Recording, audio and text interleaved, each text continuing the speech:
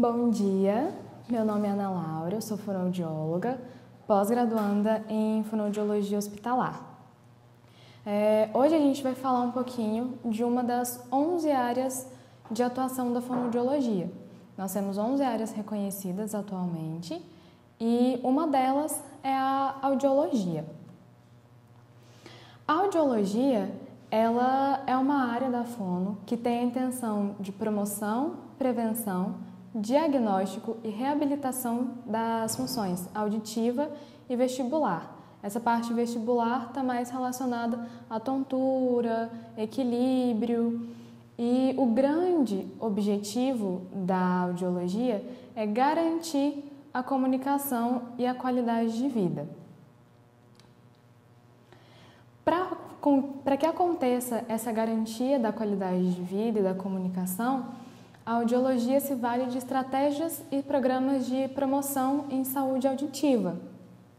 Ou seja, nós fazemos as campanhas, panfletos e palestras sobre a saúde auditiva, como a gente pode prevenir uma perda auditiva, como a gente pode se portar mediante uma pessoa surda, além de fazer a prevenção e diagnóstico da função auditiva e vestibular e de outros sistemas e alterações relacionados.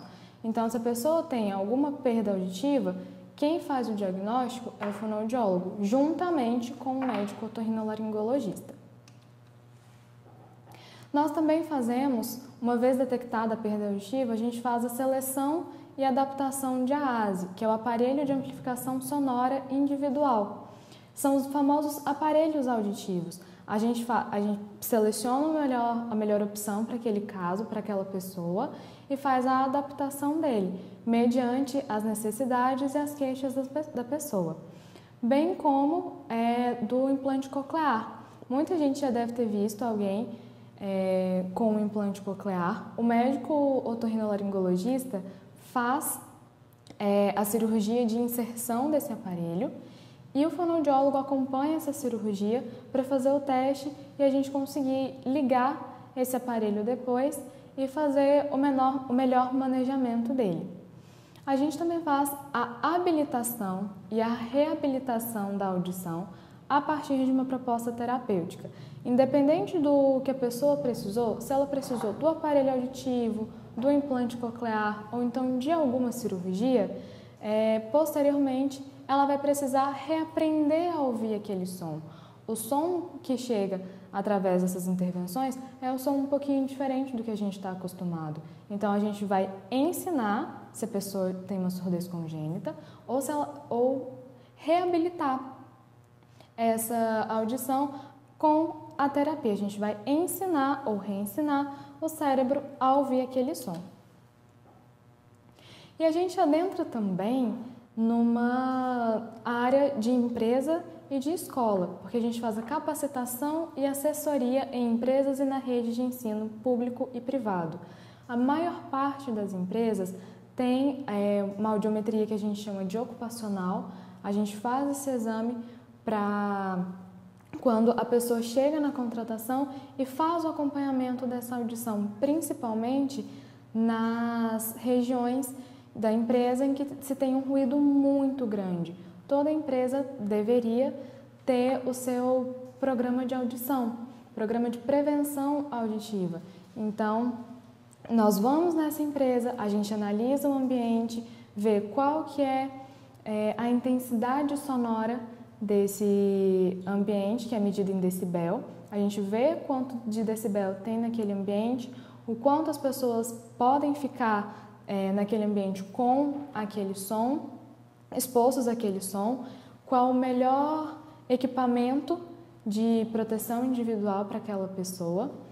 E também nas empresas e também nas escolas, a gente consegue levar uma cabina audiométrica e fazer uma triagem. Então, a gente coloca a criança, em geral, uma criança dentro da cabina auditiva e faz um teste com uma frequência só, geralmente 1000 Hz, e a gente vê se tem alguma predisposição a uma perda auditiva.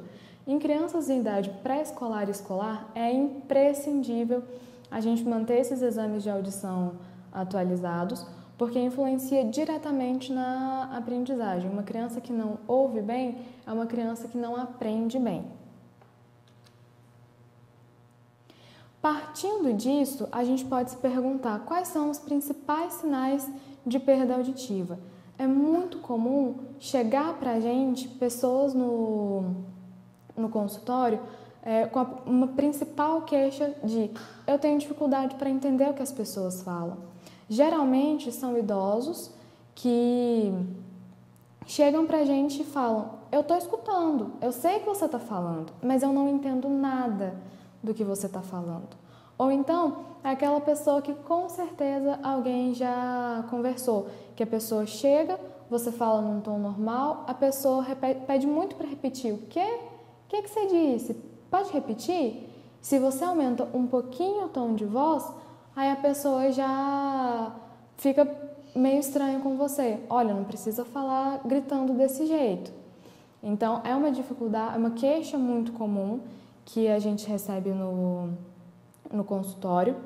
Ter uma sensibilidade ao ruído, que é essa questão de ficar mais sensível a qualquer som estranho no ambiente ou que pode ser bem baixinho, mas que está constante, vai ser um som incômodo para quem tem perda auditiva. Temos também o zumbido. O zumbido ele é uma queixa muito particular de cada pessoa, mas em geral acompanha os indivíduos com algum tipo de perda auditiva.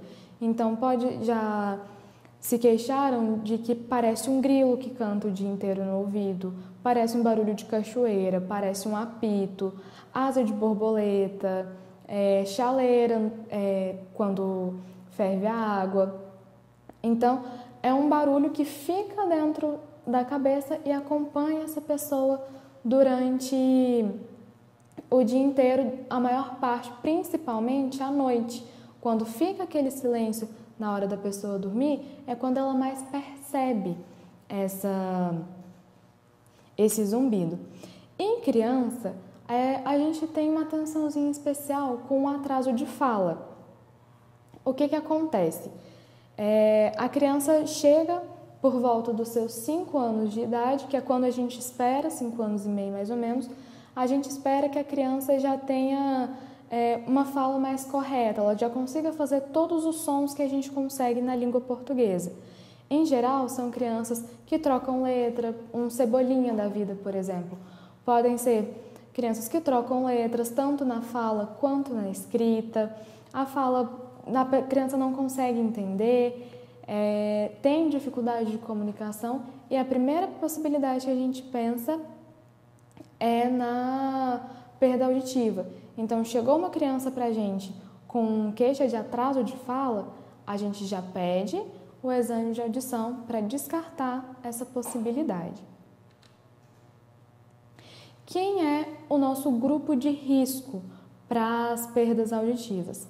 Pessoas que trabalham em ambiente ruidoso, e aí a gente entra em pessoas como ferragistas, maquinários, os músicos também entram muito nesse grupo de risco, porque é um ambiente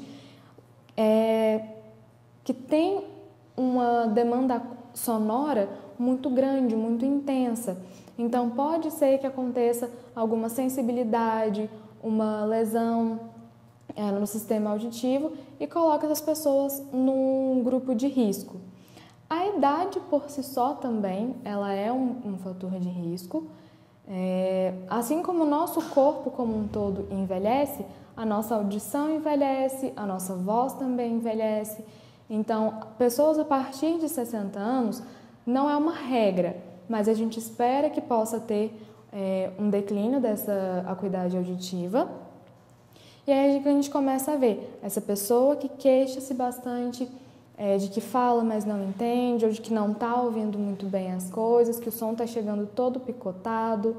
É uma pessoa que geralmente tende a falar mais alto, porque se ela fala muito baixinho, ela não tem um retorno auditivo. Então, se para ela não está se ouvindo, o outro também não está ouvindo ela. Então, é um fator que a gente pode prestar bastante atenção. O histórico familiar conta bastante também. Ter uma pessoa que já nasceu surda na família pode ser um fator de risco também, pode influenciar. Veja bem que é diferente de eu falar que o meu tio-avô de 80 anos tem perda auditiva. Ah, mas ele sempre foi surdo? Não.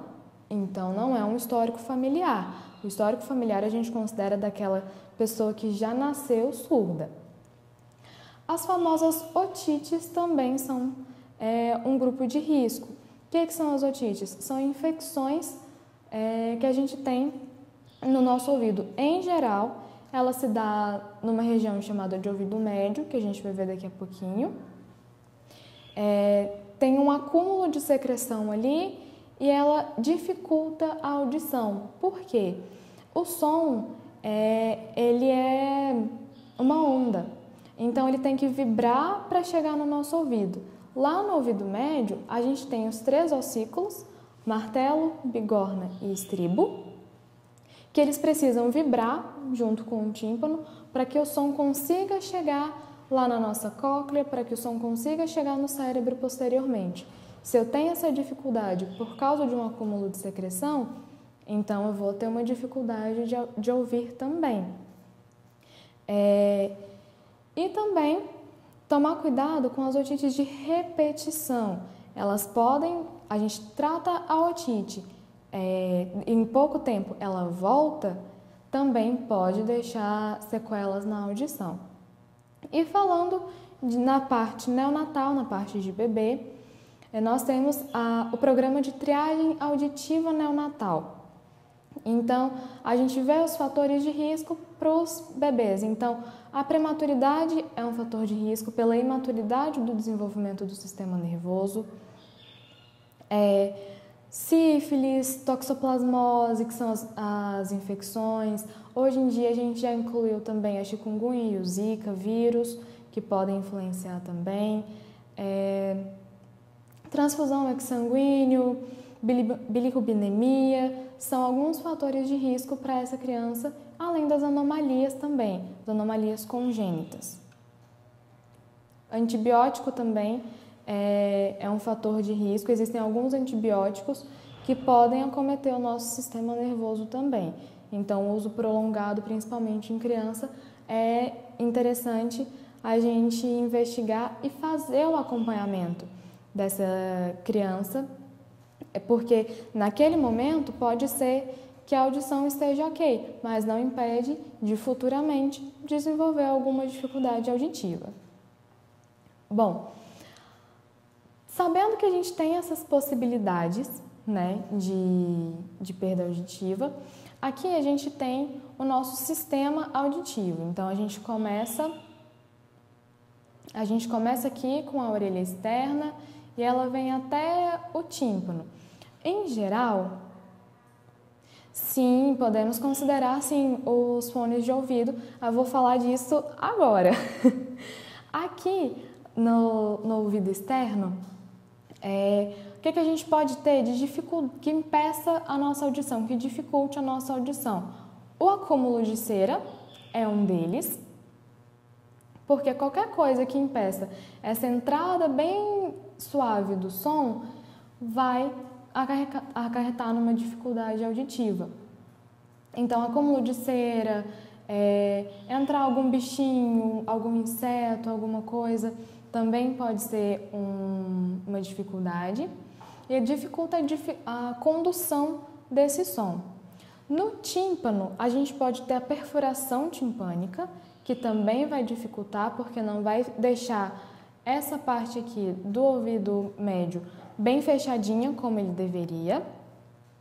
E aí, quando a gente chega no ouvido médio, a gente tem os 3 ossículos, que a gente comentou ainda há pouco, o martelo, a bigorna e o estribo, que está aqui. E eles precisam vibrar bem direitinho para jogar o som aqui para a cóclea. Então, quando a gente falou lá das otites, é nessa região em geral que acontece, tem um acúmulo de secreção em geral também, porque essa estrutura aqui, a tuba auditiva, ela não está funcionando muito bem. Essa tuba, ela está mais ou menos nessa região aqui da gente, ela conecta o nosso ouvido médio com o nosso nariz, justamente para regular pressão, Dentro do ouvido, a gente tem que ter a mesma pressão do lado de fora do ouvido. Então, quando a gente está gripado, sobe uma serra, decola o avião, se essa tuba não estiver funcionando, abrindo e fechando direitinho, ela pode, né, fazer um acúmulo de secreção ali e desenvolver uma otite. A gente pode ter também uma desarticulação desses ossos, quebra desses ossos ou uma espécie de osteoporose, a gente diz assim, nesses ossos também, que já é um caso cirúrgico, que podem dificultar a audição. E tudo que acontece nesse meio, até aqui, desde o ouvido externo até aqui o ouvido médio, a gente chama de perda auditiva condutiva, porque dificultou a condução desse som. Os plugs auriculares, por causar uma pressão no ouvido, podem causar dor e perda auditiva também? Podem. Dependendo de como você usa, de qual a pressão que esse plug entrega, a gente pode ter o que a gente chama de barotrauma, que é um trauma no nosso ouvido por causa da pressão mesmo. Então, essa pressão excede o que deveria e pode desarticular esses ossos, pode perfurar o tímpano, pode acontecer alguma coisa nesse sentido sim e provocar uma perda auditiva. E aí, quando a gente chegar aqui no ouvido interno, a gente tem a cóclea, que é responsável pela audição, e a gente tem o labirinto, que é responsável pelo nosso equilíbrio. Aqui na cóclea é que a gente vai entrar naquela questão do fone de ouvido, que ele é perigoso. Por quê? O fone, ele é inserido aqui no ouvido externo. Só que a pressão sonora que ele faz, o som que ele entrega, é muito alto. Então, ele vai vibrar demais aqui e essa vibração pode lesionar as células que estão aqui dentro. E é muito importante a gente lembrar que uma perda auditiva nessa região de cóclea ou de nervo é uma perda irreversível. A gente não consegue reverter. A gente tem algumas estratégias, a depender se for um tumor, por exemplo, a gente pode fazer retirada desse tumor, pode fazer o implante coclear, se for no caso da cóclea, usar um aparelho auditivo, a gente tem como ajudar essa pessoa a ouvir, mas a gente não devolve a função dessas estruturas. Então, é uma perda irreversível, mas é uma perda auditiva prevenível. A gente pode prevenir. Como que a gente pode prevenir? Ah, mas eu gosto muito de usar fone de ouvido.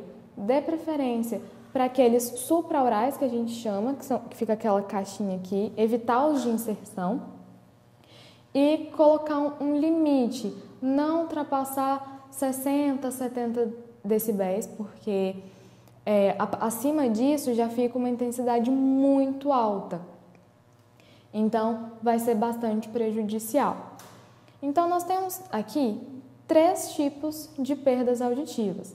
Se for até aqui o ouvido médio, é a perda auditiva condutiva.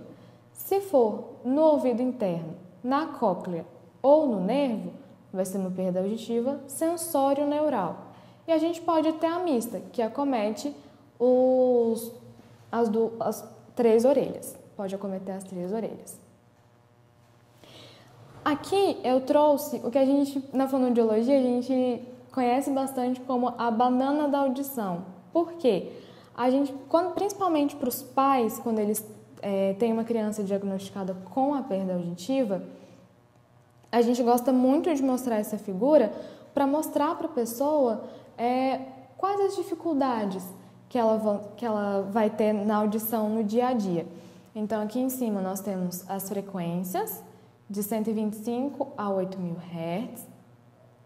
E aqui nós temos as intensidades, os decibéis, de 0 a 120.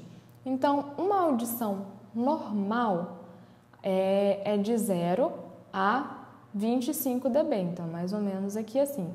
Lembrando que essa classificação do que é uma audição normal, do que é uma perda auditiva, depende muito do autor que você considera. Aí depende muito da instituição que você frequenta. Então, nos lugares onde eu trabalho, a gente utiliza para o adulto Lloyd Kaplan e para a criança a gente geralmente usa Northern and Downs. Então, até 25 é normal para o adulto. Para a criança, a diferença é que o normal é até 15. De 15 a 25, nós temos uma perda mínima, que a gente chama. Então, de 0 a 15, mínima para a criança. De 0 a 15 é uma audição normal. De 15 a 25 é uma perda mínima. E a partir daí, já fica igual ao do adulto. Então, de 26 a 40, a gente considera uma perda leve. Então, o que essa pessoa vai ter de dificuldade? Alguns sons da fala. Então, é uma pessoa que vai começar a pedir para você repetir mais o que ela está falando. Então, um bebê chorando, ela já vai começar a ter um pouquinho de dificuldade também. E ela, principalmente, se essa pessoa estiver mais distante ou em outro cômodo, por exemplo. Se ela for uma pessoa que fala um pouco mais baixo, ela vai ter dificuldade para ouvir essa pessoa. Já uma pessoa com uma perda auditiva moderada, que é de 41 a 55, ela não vai conseguir ouvir direitinho se o bebê chorar. Essa máquina de enceradeira, ela vai ter essa dificuldade. E com relação à fala, ela vai ter uma dificuldade no nível de conversação. Ela vai prestar atenção no que você está falando, mas ela vai entender por volta de 50% daquilo que você fala, principalmente se forem frases complexas. Uma perda auditiva moderadamente severa, que é de 56 a 70, está mais ou menos por aqui. Então, o telefone, ela não vai conseguir ouvir se ele tocar. O cachorro latindo, também não. No que se refere à fala, ela vai ter uma dificuldade mais forte, principalmente em conversação de grupo. Se para uma pessoa só falando já é difícil, mais de uma, para ela é impossível entender. Então, aqui a gente começa a ter pessoas que começam a se isolar de um convívio social, têm uma disposição para depressão, principalmente, porque ela está ali no meio social, mas ela não consegue interagir, então ela acaba se recluindo daquele meio. E falou que parou o áudio.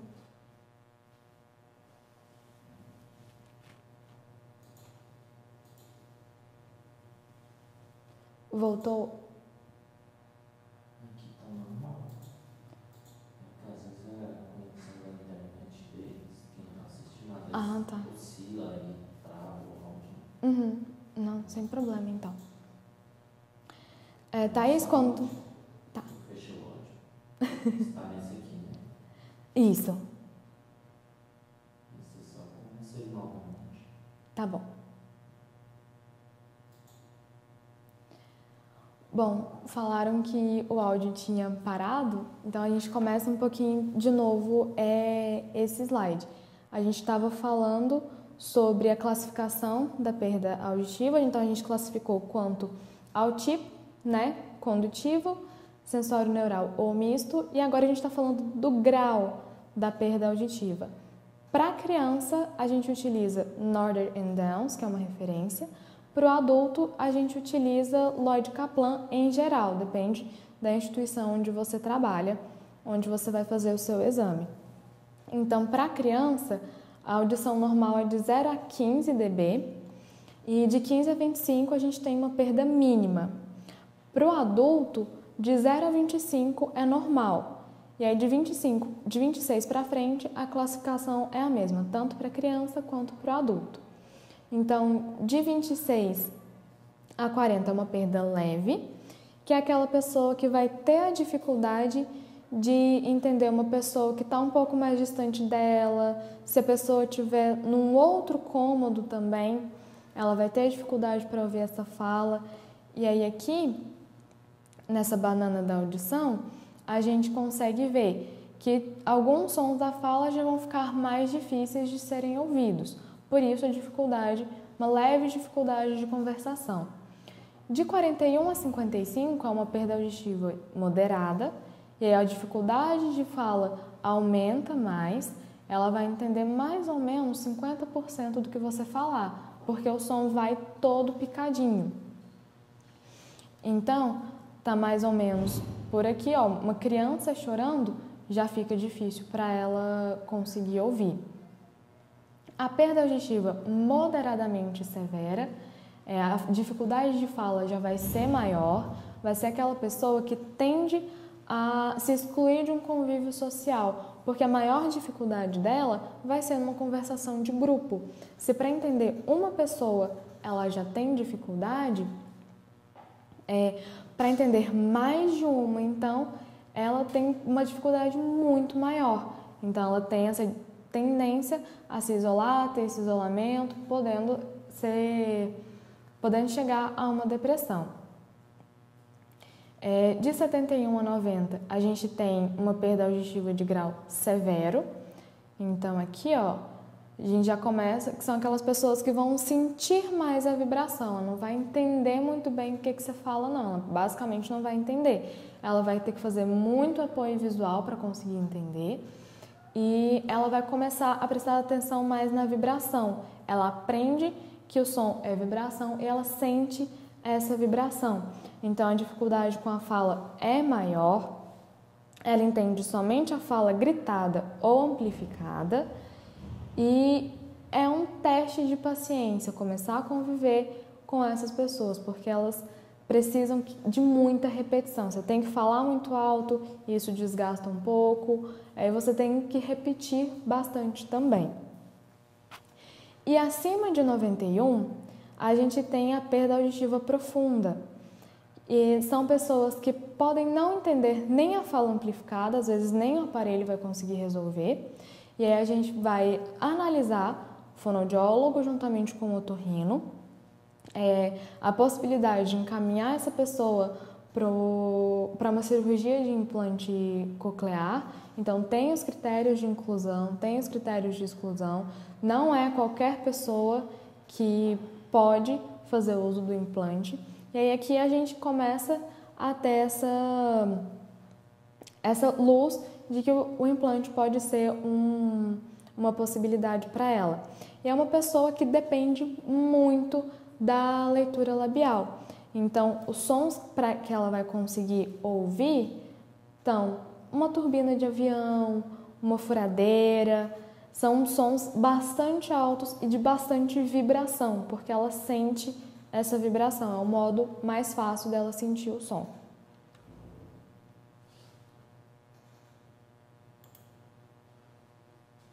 Partindo disso, como que a gente vai conversar com uma pessoa surda? Se é uma pessoa que não faz uso de Libras, o que a gente vai fazer? Primeiro, conversar de frente para essa pessoa. A gente não vai ficar de lado, a gente não vai ficar de costas, sempre conversar de frente, principalmente num ambiente bem iluminado. Então, a gente precisa dar esses recursos visuais para essa pessoa. Fazer uma boa articulação. Se você já viu um intérprete de Libras, por exemplo, traduzindo algum discurso, alguma coisa, você já pode ter reparado que são pessoas extremamente expressivas. Então, para falar um oi, ela vai fazer oi. Por quê? Porque são pessoas que precisam dessa expressão, dessa articulação para conseguir entender o que está acontecendo. E, principalmente, exercitar a paciência.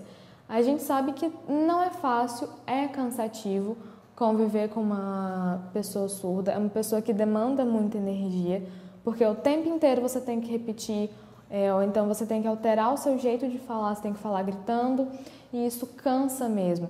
Então a gente procura estratégias que facilitem o entendimento dessa pessoa, falar frases mais curtas e objetivas, evitar explicações longas demais para alguma coisa, para que seja o mais fácil possível para conversar com essa pessoa, para essa pessoa te entender e ser inserida numa comunicação social.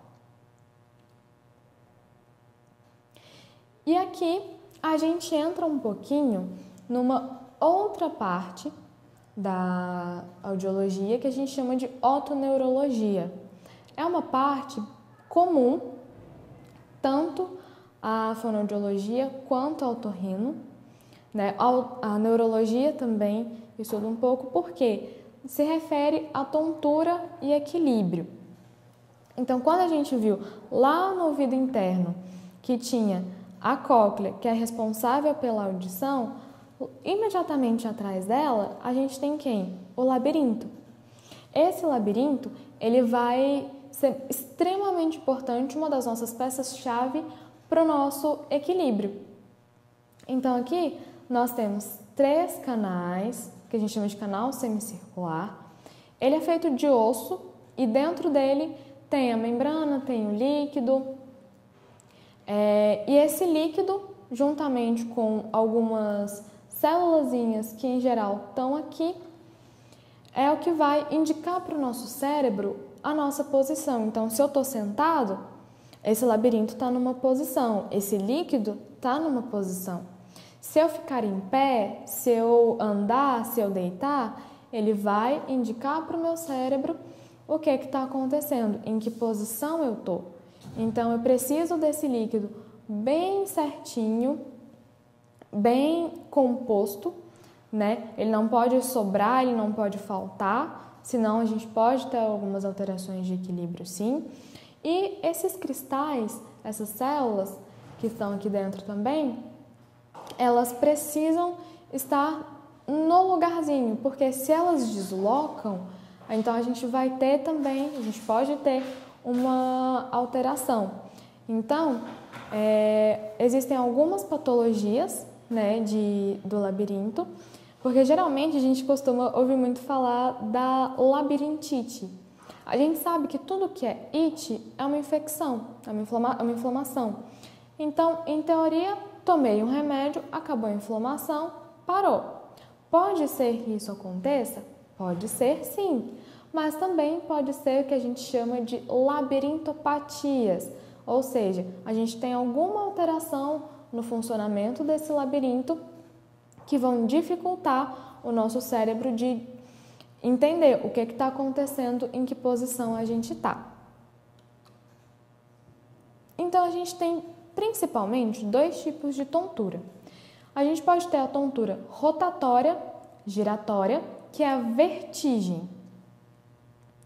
Então, a pessoa está lá paradinha ou então tem movimento, ela fica tonta, rodou tudo.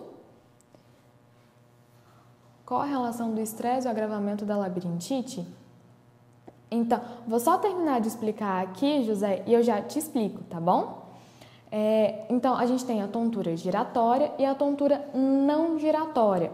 Então, aquela coisa mais de instabilidade, a pessoa vai andar, parece que falta o chão, aquela sensação de flutuação, visão borrada, atordoamento e entre outros. E essa tontura, tanto a giratória quanto a não giratória, elas podem estar associadas a outros sintomas, como perda auditiva. Por isso, sempre que a gente vai fazer os exames de otoneurologia, a gente faz exame de audição também, porque pode estar relacionado. Vocês viram aqui como é pertinho a cóclea da audição e o labirinto. Então, pode ser que uma perda auditiva altere um pouquinho essa função de equilíbrio.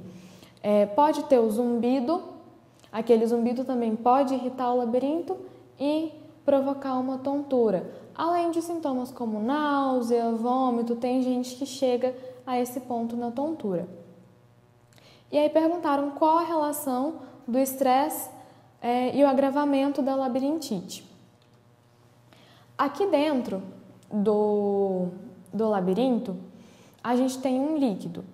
2 tipos de líquido, na verdade. Mas tem esse líquido que ele está circulando aí dentro e ele indica pra gente, ajuda a indicar a nossa percepção corporal. Esse líquido, parte dele vem do nosso sangue, da nossa pressão arterial. Em geral, pessoas que estão num nível elevado de estresse tendem a ter o quê? Uma pressão elevada. Então, a hipertensão, tanto que indivíduos hipertensos são um grupo de risco para tontura, porque aumenta a pressão então uma parte desse líquido vai estar com essa pressão aumentada. Aumentou a pressão, ele vai começar a correr mais rápido, ele vai começar a pulsar mais rápido e pode agravar esses sintomas da labirintite. Por quê?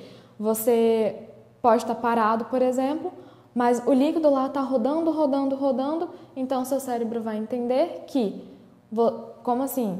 Você está parado, mas ele está correndo muito rápido? Como assim? E aí pode desenvolver essa tontura. Por isso que o estresse pode ser, sim, uma espécie de agravante para esses sintomas da tontura e desequilíbrio também. Então, tanto para audição quanto para o equilíbrio, o que a gente tem que fazer? Começou a sentir ter algum sintoma, ouviu que alguém está com algum sintoma, alguma queixa nesse sentido, tanto da audição quanto do equilíbrio, primeira coisa, ela vai procurar um médico. Em geral, procura-se o otorrino, mas pode procurar o neurologista no caso da tontura também. Então, ele vai procurar o médico vai avaliar e pedir os exames. Em geral, quem faz o exame? O fonoaudiólogo. Então, foi no médico, primeiro a gente foi no médico, depois passou para a parte de exame, e aí, em conjunto, o médico com o fonoaudiólogo chega a uma conclusão. O médico deu o diagnóstico, a partir desses exames, do meu exame clínico, essa pessoa tem isso, tem tal patologia, a gente vai tratar assim. E aí a gente passa para a fase de reabilitação.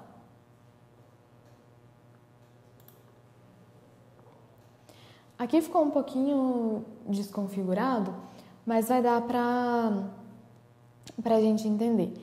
Quais exames a gente faz na parte de audição e na parte de equilíbrio?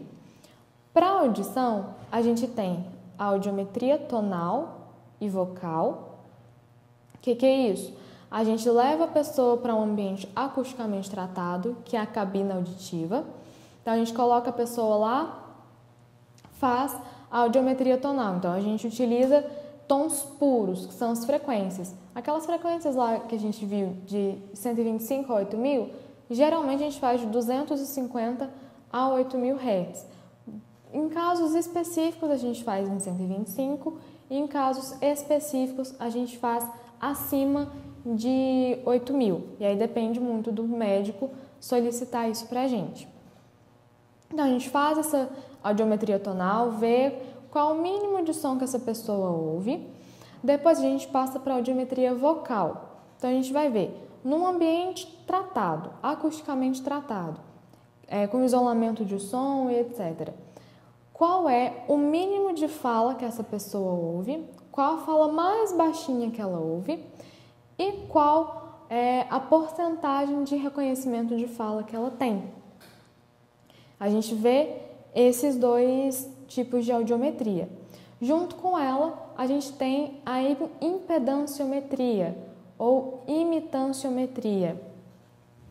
O que é isso? É um exame para a gente verificar se o tímpano está vibrando direitinho, se está 100%, como que está a pressão lá dentro do ouvido. Lembra que a gente tem que ter a pressão de fora e de dentro do ouvido igual. Então, a gente vai ver como que está essa pressão, se está tudo certinho. E aí, por fim, a gente vai ver uma outra parte que se chama reflexo acústico ou reflexo estapediano. O que é isso? É um reflexo natural que o nosso corpo tem para ajudar a proteger contra sons muito altos. Então, vamos supor que o mínimo que eu ouço é 10 decibel. É 10. Então, sons que me chegarem em torno de 80 até 90, 100 dB são sons que vão começar a machucar o meu sistema auditivo. Então, eu vou começar a ficar irritada, eu posso ter dor de cabeça, vai dar dor de ouvido porque está muito alto. E aí, o que o meu corpo vai fazer? Ele vai travar um pouquinho. Ao invés daqueles ossículos vibrarem direitinho, eles vão vibrar um pouco menos.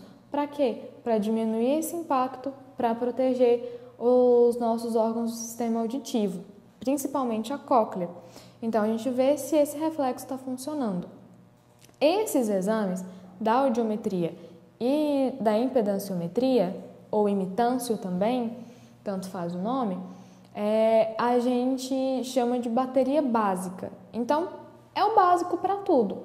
A gente faz audiometria via aérea com um fone, via óssea a gente coloca um vibrador ósseo aqui atrás do ouvido, numa região chamada mastoide, e a gente faz para ver se tem uma perda auditiva e como que está esse ouvido médio e essa proteção, o reflexo. A gente tem também alguns exames complementares, digamos assim, que são exames mais complexos, como as emissões autoacústicas. Aqui nós temos as emissões autoacústicas, que é o famoso teste da orelhinha. Então, no programa de triagem auditiva neonatal, é previsto por lei que toda criança, ao nascer, realize o teste da orelhinha. E como que ele é feito? É um teste rápido, indolor. A gente tem uma demonstração aqui. A gente coloca um fone, uma espécie de fone no ouvido da criança. E aí, esse aparelho, ele vai emitir um som para a cóclea e até chegar na cóclea. Chegou lá, a cóclea está funcionando, ela vai emitir um som de volta e o aparelho capta esse som. Então, é um teste que não quantifica se tem uma perda auditiva. Se tiver, ele não quantifica. Ele não vai me dizer, tem tanto de perda auditiva. Ele não vai dizer isso, mas ele vai me dizer a qualidade. Está funcionando, não está funcionando esse sistema. E a gente pode ter um outro modo de fazer esse teste também, muito utilizado em adultos, que é o produto de distorção. A gente coloca 2 sons ao mesmo tempo nesse fone e ele vai fazer uma varredura completa da cóclea. Então, ele vai ver como que cada partezinha dela está funcionando, porque cada parte da cóclea é responsável por receber um som. Então, uma parte da cóclea é responsável por receber som grave, uma parte da cóclea, som médio, uma parte da cóclea, o som agudo. Então, ele vai fazer essa varredura minuciosamente. Feito o teste da orelhinha, e aí a gente entra um pouquinho nessa questão da triagem auditiva, a gente fez. Passou, a gente vê se tem algum fator de risco, pede para fazer o acompanhamento, principalmente até por volta de 2, 3 anos de idade. Não passou, a gente faz o reteste. Passou no reteste, a gente faz o acompanhamento. Não passou no reteste, o que a gente vai fazer? O PAT ou BERA, muita gente conhece o exame como BERA. O que é esse BERA? Já é essa parte aqui, que a gente coloca alguns eletrodos e vai ver como que está funcionando o som quando ele sai da cóclea até chegar no nosso cérebro, porque tem um caminhozinho bom que ele percorre. Então, ele tem que sair da cóclea, passar para o nervo, do nervo vai para o tronco cerebral, do tronco cerebral ele chega no córtex auditivo, que está mais ou menos nessa região aqui temporal. Está nessa região temporal. Então, ele vai ver como que funciona essa trajetória, se está tudo bem, se não está. E a gente pode fazer no modo triagem, só ver se está funcionando direitinho ou não, ou a gente pode fazer o modo diagnóstico, e a gente vê o menor som que está passando por essa região. E atualmente também a gente tem o P300, que é uma variação, digamos assim, do PAT. O P300, ele é um exame auditivo também, mas ele é mais focado na atenção, ele precisa de um processo atencional. Então, é bem interessante quando a gente tem uma pessoa com um transtorno de déficit de atenção e hiperatividade. É muito interessante a gente fazer esse exame, porque a gente pega exatamente o momento da atenção dessa pessoa ou da desatenção. E pessoas com transtorno do espectro autista também é um exame bastante utilizado. E pode ser um indicativo também de uma condição que a gente chama de transtorno do processamento auditivo central, ou distúrbio também. O que acontece? Muitas vezes a gente pode fazer toda essa bateria de exames aqui. A gente fez tudo. Não deu absolutamente nada de alterado. Tá tudo certo. Mas mesmo assim, é uma pessoa, principalmente criança, escola percebe muito isso, que é uma pessoa desatenta, que toda hora pede para você repetir, que vai ver televisão, ouve televisão mais alta, ela fica bem pertinho da televisão e todo mundo acha que ou ela tem algum problema visual ou ela tem algum problema auditivo. E aí chega na audição, tá tudo normal. Chega na visão, tá tudo normal. O que pode acontecer? Pode acontecer de todas as estruturas necessárias para a audição estarem funcionando. Normal, ok, tudo bem. Só que quando chega lá no córtex cerebral, ele tem uma dificuldadezinha para entender o que aconteceu. Então ele recebe o som passa certinho, chega onde tem que chegar, como tem que chegar. Mas a interpretação desse som acaba sendo dificultada. Então, a gente tem a bateria de exame do DEPAC, é uma bateria bem específica, é uma bateria um pouco mais longa de exames também. E caso seja diagnosticado, a gente tem a possibilidade de fazer uma reabilitação. Então, a gente vai ensinar também o cérebro a diferenciar os sons, a prestar atenção, a ficar um pouco mais esperto, digamos assim. Já na parte da otoneuro, na parte de equilíbrio, a gente tem as provas de equilíbrio. Então, são aquelas provas clássicas que os neurologistas também fazem, por exemplo, os otorrinos, de Romberg, equilíbrio estático, equilíbrio dinâmico, de adocinesia, index naso, são algumas dessas provas que dependem da pessoa em si. E aí a gente tem esse exame do nome comprido, que é a vectoeletroanestagmografia, uma demonstração dele está aqui. Então, a gente coloca uma disposição de eletrodos na pessoa e fica uma barra de LEDs à frente dela, em geral feita com barra de LEDs. E aí ficam alguns pontos vermelhos aparecendo nessa barra e a gente dá a instrução para essa pessoa. Geralmente é um exame feito no escuro para não ter influência da luz na nossa visão, para a pessoa focar mesmo só na barra de LEDs. E aí existem várias provas, cada uma com o seu objetivo, e a gente vê como que é a resposta ocular dessa pessoa. Através do movimento dos olhos, a gente consegue perceber o que está acontecendo ali com aquela pessoa. E no finalzinho desse exame, ele é um exame mais longo, a última prova é o que a gente chama de prova calórica. Então, a gente coloca no ouvido da pessoa ou um ar ou uma água quente e depois uma água fria.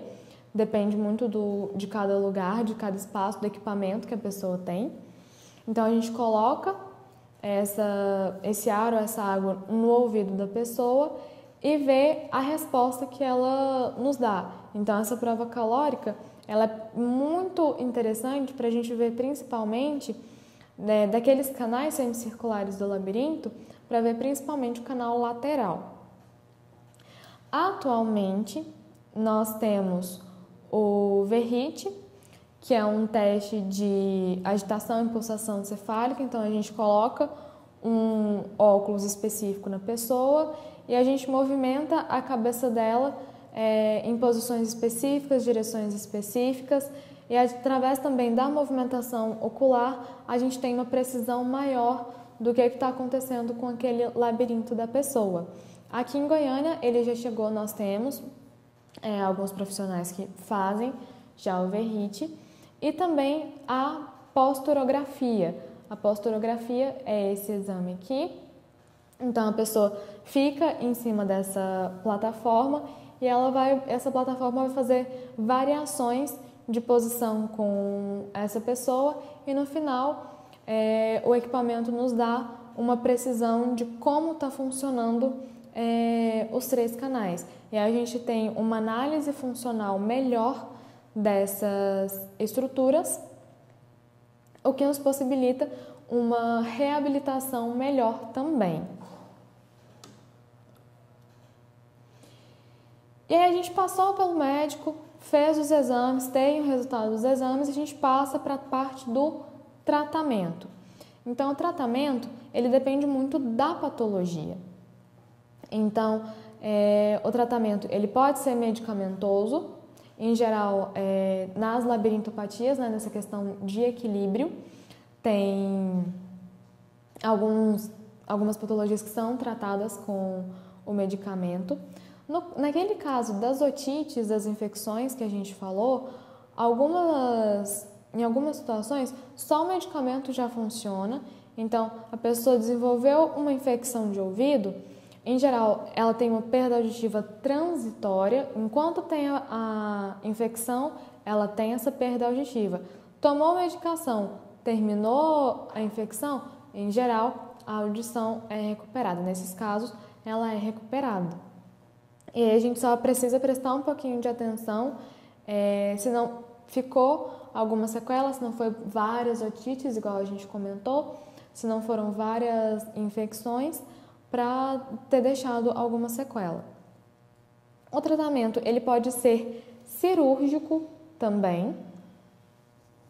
Existem algumas cirurgias, por exemplo, no caso de uma patologia chamada osteoclerose, nós temos a cirurgia, faz a retirada da cadeia ossicular e substitui ela. Temos algumas outras cirurgias também, aquela de colocar um carretel no tímpano também para ajudar na saída da otite, também é uma cirurgia, que pode ser um tratamento. O implante coclear também é uma cirurgia e atualmente nós temos também alguns dispositivos eletrônicos, não é um implante coclear, ele é diferente, mas é como se fosse o aparelho auditivo que a gente implanta, que o médico, na verdade, né, implanta no crânio da pessoa e ela passa a vir por ali, a gente faz a adaptação desses dispositivos também. E caso o tratamento não seja nem cirúrgico, nem medicamentoso, essa pessoa vai para o fonoaudiólogo. Então, como que a gente vai poder reabilitar essa audição, no caso? A audição, a gente pode fazer a adaptação do aparelho auditivo. Hoje existe uma gama enorme de aparelho, desde o menorzinho até o maior, desde o mais simples até o mais sofisticado. E aí depende muito da condição financeira desse paciente, da disposição desse paciente de usar um aparelho auditivo, porque a gente sabe que não é fácil essa adaptação do aparelho, precisa de muita paciência e precisa de muita conscientização dessa pessoa, que a partir de agora, esse som não é mais igual ao som que ela ouvia antigamente, ele vai ficar um pouquinho diferente, mas o cérebro aprende a ouvir esse som. E aí a gente faz a seleção e adaptação desse aparelho, a gente faz a adaptação do implante coclear. Ele não é uma coisa, fiz a cirurgia hoje, já vou ouvir amanhã. Não, tem um tempo de pós-cirúrgico. Depois desse pós-cirúrgico, a gente faz a ativação desse aparelho e ela é feita aos poucos, de mês em mês a gente vai acompanhando essa pessoa. E a gente tem, no caso também do processamento auditivo central, a reabilitação auditiva de reensinar esse cérebro. Então, a gente pega muito um treino auditivo com essa pessoa. No caso da autoneurologia, no caso das tonturas e desequilíbrio, quando essa tontura não é de origem medicamentosa, se o medicamento não consegue tratar, a gente tem a reabilitação vestibular. Então, a depender do caso, a gente monta os exercícios para aquela pessoa, ela vai no consultório e a gente volta as estruturas para o lugar. Lembra que eu falei daqueles cristalzinhos que ficam lá no labirinto? Então, a gente volta esses cristais para o lugar, a gente reacostuma esse labirinto. É um trabalho muito comum para quem sofre da cinetose, por exemplo, que é aquela pessoa que passa mal quando vai viajar de carro, ou então num barco, alguma coisa assim, ela tem esse enjoo, essa coisa com movimento. A gente faz esse treino para dessensibilizar essa sensação. Então, é um trabalho bastante interessante e que dá muito resultado também.